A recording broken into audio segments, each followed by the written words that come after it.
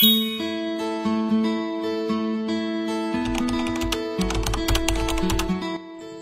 everyone!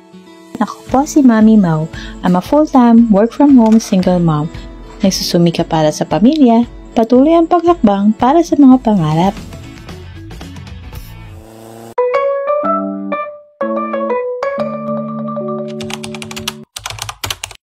Samahan niyo po ako for today as I do my nanay duties pagkagaling sa pamamalengke.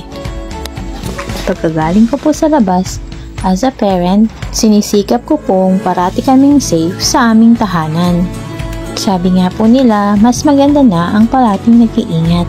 Dahil wala po tayong order sa cakes and pastries for today, tayo po ay makapagbubukas ng munting tindahan. At aking ibabahagi sa inyo ang sinaing sa kamyas na isda ala Mami Mau. Ang mahalagang sangkap po sa recipe nito ay ang pinatuyong kamyas. Inihanda ko na po days ahead, pinlian at nilinis. Pwede pong hatiin upang mas maging mabilis ang pagpapatuyo nito. At ibilad po sa araw. Inabot po ito ng 5 araw hanggang sa naging ganito po ang itsura. And pag fully dried na, ready na po ang ating kamyas. Gayatin po ang sibuyas, depende sa nais niyong dami. Maggayat din po ng bawang. At isalansan po ang tuyong kamyas, kasunod ay ang isda. Dito po ay gumamit tayo ng galunggong. Muling lagyan ng pinatuyong kamyas.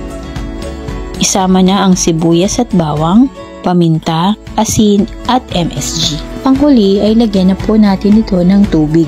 Hayaang kumulo at kung matuyo man ay muling dagdagan ng tubig hanggang atin pong ma-achieve ang desired natin na lambot ng isda.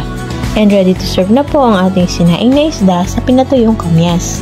Thank you for watching!